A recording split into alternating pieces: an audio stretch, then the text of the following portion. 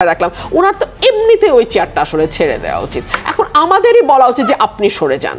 সরকারের ন্যূনতম লাজ লজ্জা থাকে তাহলে ইমিডিয়েটলি তারা নির্বাচনের একটা রোড ম্যাপ দেবে, সেটা ডিসেম্বর হোক, সেটা জানুয়ারি হোক, সেটা হোয়াট এভার, যেটাই হোক সেটা তারা ইমিডিয়েটলি দেবে এবং ইমিডিয়েটলি তারা রাজনৈতিক দলগুলোর সঙ্গে আলোচনায় বসবে। যেই মুহূর্তে একটি রাজনৈতিক দলের নেতাদেরকে প্রধান উপদেষ্টা সিঙ্গল আউট করেন, তাদের সঙ্গে বসেন, অন্যদের সঙ্গে বসেন না, তখনই তো নির্বাচন যে সুষ্ঠু হবে না এটা আমরা রাজনৈতিক দলরা বুঝি।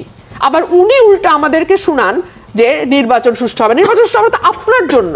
আপনি কেন একটা স্পেসিফিক দলের নেতাকর্মী নিয়ে বসেন? এইটা দিয়ে আপনি কি মেসেজ দিতে চান প্রশাসনকে?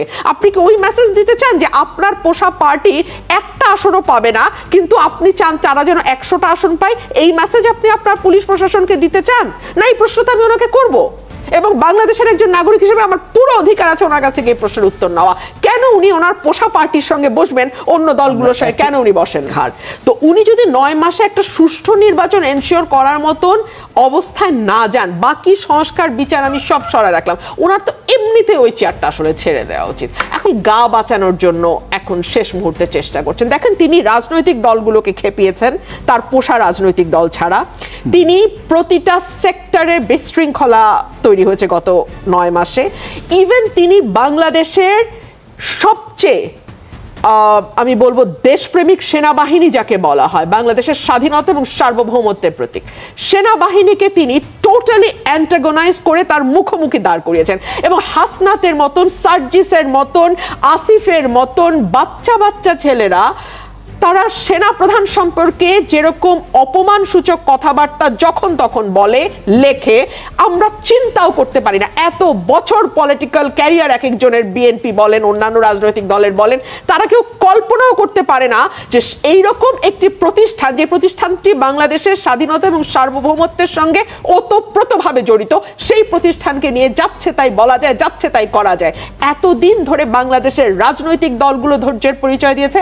আমি বলবো বাংলাদেশ সেনাবাহিনী এবং সেনাপ্রধান তিনি ভীষণ রকম ধৈর্যের পরিচয় দিয়েছে। আপনি আমাকে বলেন, আজকে যদি এই আন্দোলন সফল না হতো, আসিফ, সার্জিস, হাসনাত তারা কিন্তু বহু বছর ধরে আওয়ামী লীগের, ছাত্রলীগের হয়ে কোনোভাবে টিকে ছিল, তারা হয়তো বা টিকেও যেতে পারত, মানে এদিক সেদিক পালিয়ে। সেনাপ্রধান পারতো? ওনার কোর্ট মার্শাল হতো না, ওনার ফাঁসি হতো না, কারণ উনি তো ঠান্ডা মাথায় সিদ্ধান্ত নিয়েছিলেন যে উনি সরকারের আদেশ পালন করবেন না। সরকার যে গুলির আদেশ দিচ্ছে, নিজের দেশের জনগণের উপর গুলি চালানোর আদেশ দিচ্ছে, সেনাপ্রধান তো সেই আদেশ ফলো করেন নাই। এবং তিনি এমন সেনাপ্রধান, তাকে যদি আপনি ওনার আগের সেনাপ্রধানের সঙ্গে তুলনা করেন তাহলে খুব ভুল হবে। বাহিনীতে এবং বাহিনীর বাইরে ওনার একটা আলাদা ইমেজ আছে, ওনার একটা আলাদা সুনাম আছে, ওনার একটা আলাদা সম্মান আছে। সুতরাং এই মানুষটিকে যেভাবে হেনস্থা করা হয়েছে গত 9 মাসে, that is very very very unfortunate.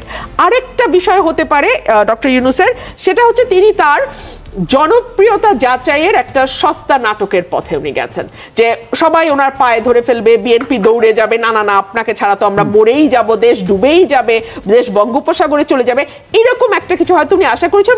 আপনি আমাকে নিজে বলেন, একটা বিষয়ের সংস্কার, একটা সিঙ্গেল সংস্কার, একটা সংস্কার যেটা হয়তো 2000টা সংস্কারের মধ্যে সকল দল রাজি হয়েছে, এরকম তো আছে, বেশ কয়েকটা আছে, একটা করেছে। আসের 12টা বিষয়ে ফেল করা কিন্তু খুব কঠিন। বিশ্বাস করেন, ফাঁকে তাহলে একটা সাবজেক্টে মানুষ কিন্তু পাস করেই ফেলে, সে যত খারাপই হোক। থেকে তো বলা পেট্রন করে যাচ্ছে তাদের বাইরে, এবং যারা দেশের বাইরে থাকবো তাদের কিছু যায় আসে না। বাংলাদেশে যদি আজকে একটা ম্যাসাকার হয়ে যায়, বাংলাদেশের মানুষ যদি মানে ডুবেও মরে যায়, এই লোকগুলোর কিন্তু কিছু যাবে আসবে না। তারা দূর থেকে বাংলাদেশকে অস্থিতিশীল করছে এবং ইউনূসের পেছনে থাকার ভান করছে। আমি জানি না, ডক্টর ইউনূসের বয়স এখন 84-85 হয়ে গেছে। এই বয়সে স্বাভাবিকভাবে একটা মানুষের সকল কার্যক্ষমতাই কমে আসে। আমি আজকে একটা নিউজ দেখছিলাম, উনি গ্রামীণ ইউনিভার্সিটি, গ্রামীণ পে, ডিজিটাল পে, রাইট, মানে উনি he is a businessman for God sake. আমরা তো ভাবতে পারি না এগুলা, এখন তো এগুলো বেরোচ্ছে। Man power, Nobel laureate is doing the business of a man power. মানে এটা কি ওনার, অনেকে বলে যে উনি ওনার মান সম্মান নিয়ে খুব চিন্তিত। আমার আজকে ওনার যে ব্যবসার খাতগুলো আমি দেখলাম, যেগুলো 9 মাসে উনি সাকসেসফুলি করেছেন, মানে একটা জায়গায় উনি সাকসেসফুলি করেছেন, সেগুলো দেখে ওনার সম্মান নিয়ে আমি খুব বেশি আর চিন্তিত হলাম না। কারণ আমি জানি উনি ওনার সম্মান নিয়ে মোটেই চিন্তিত নন, সো আমি কেন ওনার সম্মান নিয়ে আর চিন্তিত হব। আপনার কাছে আবার দেখুন, এখনো যদি ডক্টর মোহাম্মদ ইউনূস একটা রোড ম্যাপ বা একটা ধারণা অ্যাটলিস্ট দেয় যে আগামী জানুয়ারিতে নির্বাচন, কিংবা আগামী ফেব্রুয়ারিতে নির্বাচন, কিংবা আগামী ডিসেম্বরে নির্বাচন, একটা মোটা দাগের একটা ধারণা যদি উনি দেন, আমি মনে করি অর্ধেক সংকট ওনার কমে যাবে। কেন কমে যাবে? রাজনৈতিক দলগুলো এবং বিশেষ করে বৃহৎ রাজনৈতিক দল বিএনপি এবং জামাত এবং এনসিপি, তারা নির্বাচনের খুব দ্রুত না চাইলেও চক্ষু লজ্জার কারণেও কিন্তু তারা বলছেন আমরা নির্বাচন বিরোধী না। তারা কিন্তু এই কথাটি সবসময় বলছে আমরা নির্বাচন বিরোধী না। এবং জামাতের আমির তো বলেছেন যে আমরা যৌক্তিক সময় এবং আগামী রমজানের আগেই আমরা আশা করছি যে একটা নির্বাচন আমরা বাংলাদেশে হতে দেখব। সো মোটা দাগে কিন্তু রাজনৈতিক দলগুলোকে আপনি অ্যালাইনমেন্টের মধ্যে নিয়ে আসতে পারবেন জাস্ট একটা রোড ম্যাপ দিয়ে। বাকি রইল প্রশাসন। প্রশাসন যখন দেখবে যে এই সরকার আর আছে 6 মাস এবং তারপর একটি নির্বাচিত সরকার আসতে যাচ্ছে, তখন অটোমেটিক্যালি অনেক রকম বিশৃঙ্খলা, অনেক রকম উচ্চাশা, অনেক রকম অনিশ্চয়তা প্রশাসনের মধ্যে কাজ করছে, সেটাও কিন্তু অনেকটা কমে আসবে এবং প্রত্যেকেই যার যার জায়গা থেকে নির্বাচনের দিকে ফোকাসড হবে। এবং জাতি নির্বাচনের দিকে, যেটা বলা হয় যে নির্বাচনকে ঘিরে তখন সকল আলাপ আলোচনা এবং প্রস্তুতি শুরু হবে। নির্বাচন করবার যেই প্রধান কেন্দ্র যেটি নির্বাচন কমিশন, তারা কিন্তু বহু আগে থেকে বলছে যে তারা ডিসেম্বরে নির্বাচন করার জন্য প্রস্তুত। এবং সে কারণে আপনি লক্ষ্য করবেন নির্বাচন কমিশনকেও কি করে মেলাইন করা যায়, নির্বাচন কমিশনকেও কি করে বলা যায় যে এটি নিরপেক্ষতা হারিয়েছে, এই ধরনের আওয়াজ কিন্তু আমরা ছোট ছোট দল যাদের হয়তো এখনো নিবন্ধন হয়নি, যারা নিবন্ধনের শর্ত পূরণ করবার জন্য যে শর্তগুলো প্রয়োজন সেগুলো করার মতন অবস্থায় তারা নেই, তারাও কিন্তু বলছে যে নির্বাচন কমিশন তার নিরপেক্ষতা হারিয়েছে। অথচ এখন পর্যন্ত আপনি দেখুন নির্বাচন কমিশনের একটা স্পেসিফিক উদাহরণ কি আপনারা কেউ দেখাতে পারবেন? বা এনসিপি যে দাবি করছে নির্বাচন কমিশন তার নিরপেক্ষতা হারিয়েছে, একটা উদাহরণ দেখাতে পারবেন নির্বাচন কমিশন কোথায় নিরপেক্ষতা হারিয়েছে? ফিল করেন এটা একটা কথা। দেখুন, এখন পর্যন্ত একটা টু শব্দ নির্বাচন কমিশন রাজনৈতিক ব্যাপারে করে নাই। নির্বাচন কমিশন ক্লিয়ার করে দিয়েছে তাদের ফোকাস জাতীয় নির্বাচন, স্থানীয় সরকার নির্বাচন কিংবা অন্য যেসব পলিটিক্যাল আদার্স যেগুলো, সেগুলো ব্যাপারে কোনো কথা বলেনি, বলেছে আমাদের ফোকাস জাতীয় নির্বাচন, ডিসেম্বরের মধ্যে আমরা সেটি করব। এবং নির্বাচন কমিশন তাদের কাজগুলো করে যাচ্ছে। এই ডক্টর জাহিদ যে কথাটি বললেন, এটা গত কয়েকদিন ধরে আমরা শুনছি যে যেহেতু নির্বাচন কমিশন আপিল করে নাই ইশরাকের মামলায়, সুতরাং নির্বাচন কমিশন একটি পক্ষপাত দুষ্ট নির্বাচন কমিশন। দেখুন, নির্বাচন কমিশন গণ অভ্যুত্থানের পরে গঠিত হয়েছে, সুতরাং এই নির্বাচন কমিশন হাসিনার নির্বাচন কমিশন না। এই নির্বাচন কমিশন খুব ভালো করেই জানে ওই সময় যে নির্বাচনগুলো হয়েছে শেখ হাসিনার সময়, তার একটি নির্বাচনও ক্রেডিবল নির্বাচন হয় নাই। সুতরাং এই নির্বাচন কমিশন কেন সেই রায়ের বিরুদ্ধে আপিল করবে যেই রায়টি গণমানুষের এবং যেই রায়টি মানে হাসিনার সময়কার যে রায়গুলো সেগুলোর মতন নয়? সারবত্তা তো থাকতে হবে মামলায় আপিল করতে হলে, চাইলেই আপিল করে ফেলা যায় না। সত্যি বলছি, যে কোনো মামলায় আপিল করা যায় না। বহু মামলা আছে যেটা হয়তো লোয়ার কোর্টেই শেষ হয়ে যায়, ইভেন হাইকোর্টে আসে না, হাইকোর্টে শেষ হয়ে যায়, অ্যাপিলেট ডিভিশনে যায় না, এরকম হাজার মামলা আছে। ক্ষমতায় আছেন উনি, এখনো একটা সুষ্ঠু নির্বাচন যেটা তার prime responsibility, if not the sole, ওই প্রাইম রেসপন্সিবিলিটি উনি ঠিকভাবে ক্যারি আউট করতে পারবেন কিনা এটা নিয়ে ওনার সন্দেহ আছে। আপনি আমাকে বলেন ওনার কথাবার্তা, আমি যখন এই নিউজটা পড়ছিলাম আপনি ঠিক যে জায়গায় এসে আমাকে প্রশ্নটি করেছেন ওই জায়গায় আমার নজর আটকে গেছে যে উনি ইভেন 9 মাস পরে এসে জানেন না এখানে কোনো মানে ওনার সরকারটা তো ওনার, এখন তো আপনি হাসিনা সরকার বলতে পারবেন না, আর কারো ঘাড়ে আপনি দোষ দিতে পারবেন না। তাহলে একটা মাত্র ঘাট যেটা অবশিষ্ট থাকে সেটা হচ্ছে ওনার নিজের ঘাট। তো উনি যদি 9 মাসে একটা সুষ্ঠু নির্বাচন এনশিওর করার মতন অবস্থায় না যান, বাকি সংস্কার বিচার আমি সব সরায় রাখলাম, ওনার তো এমনিতে ওই চেয়ারটা আসলে ছেড়ে দেওয়া উচিত। এখন আমাদেরই বলা উচিত যে আপনি সরে যান, অন্য কেউ যে মোর কম্পিটেন্ট, মোর ক্রেডিবল, মোর দেশপ্রেমিক, তার আসলে ওই আসনে যাওয়া উচিত, যে অ্যাটলিস্ট ভাই সংস্কার বিচার আমি বাংলাদেশের মানুষের দাবি অনুযায়ী রাজনৈতিক দলগুলো ডেফিনেটলি সেটা করবে, না করে উপায় নাই, কারণ মানুষের কাছেই তাদেরকে ভোটের জন্য যাইতে হবে। কিন্তু একটা সুষ্ঠু নির্বাচন করবার মতন মানে নৈতিক জোর যেই সরকার পাচ্ছে না, যেই সরকার প্রধান পাচ্ছে না, সেই সরকার প্রধানের অধীনে নির্বাচনে যেতে আমরাই ভীত বোধ করব। আমরাই এই সরকার প্রধানের অধীনে নির্বাচন যেতে চাই না। আর আমি ঠিক বুঝি না, দায়িত্বশীল পদের সকলেই আজকাল দেখি স্ট্যাটাস দিয়ে রাষ্ট্রের গুরুত্বপূর্ণ বিষয়ে তাদের মতামত জানায়। এটা তো একটা দেশের রাজনীতির জন্য অত্যন্ত খারাপ একটা সংকেত। কারণ আপনি যখন একটা দায়িত্বশীল পদে থাকেন, আপনার কাছে অনেক ইনফরমেশন থাকবে, যে ইনফরমেশনের সাথে বাংলাদেশের স্বাধীনতা, সার্বভৌমত্ব, জননিরাপত্তা, বাংলাদেশের পলিটিক্স ভীষণ রকম ওতপ্রোতভাবে জড়িত থাকবে। সেই প্রতিটি বিষয় নিয়ে যখন আপনি ফেসবুক স্ট্যাটাস দিতে থাকেন এবং আপনি আপনার ব্যক্তিগত মতামত বলতে থাকেন, তখন সেটা রাষ্ট্রের জন্য অত্যন্ত ক্ষতিকর। ডক্টর মোহাম্মদ ইউনূস আসলে অতি কৃতজ্ঞ হয়ে গেছেন এই কয়েকটি বালকের প্রতি, এবং কারণ তিনি ভাবছেন যে তার শেষ জীবনে এই যে তিনি প্রধানমন্ত্রীর চেয়ারে বসতে পেরেছেন, কারণ যেই ভদ্রলোক ম্যান পাওয়ারের বিজনেস করে সেই ভদ্রলোকের ব্যাপার আসলে খুব সম্মান দিয়ে বলবার কিছু নেই। তার কাছে প্রধানমন্ত্রী হওয়াটা বিশাল একটা ব্যাপার। সো তার মাথার মধ্যে যেহেতু ঢুকে গেছে যে এই বালকরাই তাকে ওই চেয়ারে বসিয়েছে, সেই জন্য সম্ভবত তিনি এই বালকদেরকে সতর্ক করবার মতন সাহসও সংগ্রহ করতে পারছেন না।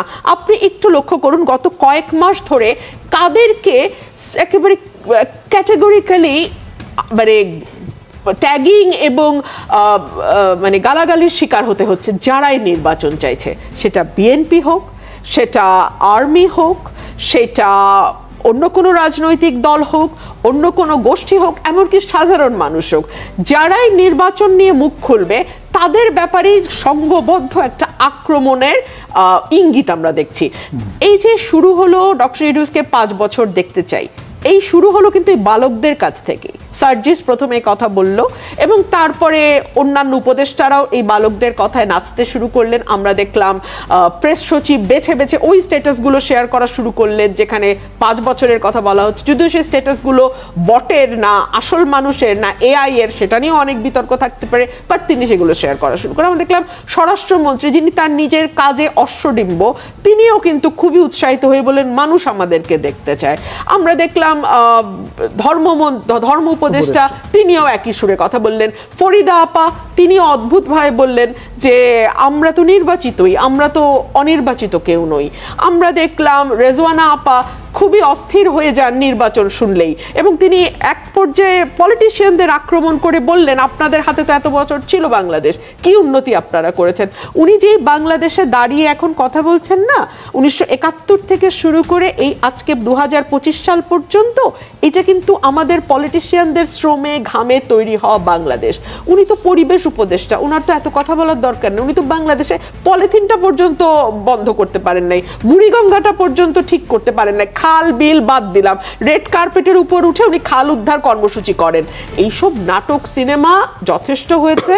9 much is a long time রাষ্ট্র পরিচালনার জন্য, এবং বিশেষ করে এমন একটি সরকারের ক্ষেত্রে যেই সরকারটি সকল বিষয়ে ফেল করে একটা অভূতপূর্ব নজির তৈরি করেছে। আপনি দেখুন, আপনি যদি সেই 72 থেকে শুরু করে 24 পর্যন্ত প্রতিটি সরকারে দেখুন, নির্বাচিত অনির্বাচিত, স্বৈরশাসক, সেনা সমর্থিত, হোয়াট এভার, প্রত্যেকের হাতে কিছু না কিছু সাকসেস স্টোরি আছে, প্রত্যেকের হাতে কিছু না কিছু সাকসেস স্টোরি আছে। আপনি আমাকে বলেন এই 9 মাসে এই সরকারের সাকসেস স্টোরি কি? কোনটাতে তারা বলবে? অর্থ নিয়ে তারা, অর্থনীতির কন্ডিশন নিয়ে তারা সাকসেস দাবি করে, তাই না? অর্থ উপদেষ্টা গতকালকে বলেছে যে আমাদের অর্থনীতির অবস্থা এখন একেবারেই ভালো নয়, IMF এর কাছে দৌড়াদৌড়ি করেছি ঠিকই, কিন্তু আমাদের অর্থনীতির অবস্থা ভালো নয়। অর্থ উপদেষ্টা নিজে এই কথা বলছেন, এবং তাকেই আমি মোটামুটি সাকসেসফুল উপদেষ্টা বলি। একমাত্র সালেউদ্দিন আহমেদ ছাড়া এই উপদেষ্টা পরিষদে আপনি একজনকেও পাবেন না যার ঝুড়িতে কিছু সাকসেস স্টোরি আছে এই 9 মাসে।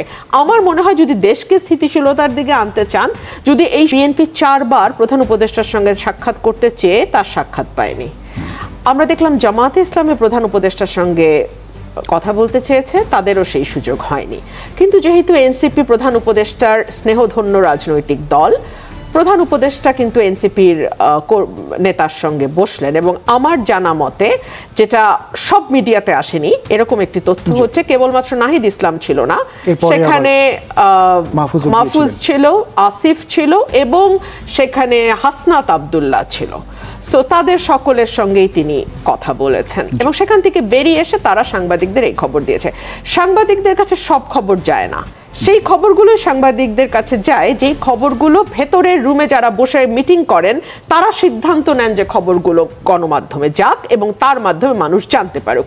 এখানে অনেকগুলো বিষয় আছে। এই কথা হঠাৎ করে ডক্টর ইউনূস নাহিদের মুখ দিয়ে বলালেন কেন? তো সফলতার সাথে অসফল হয়েছেন গত 9 মাসে।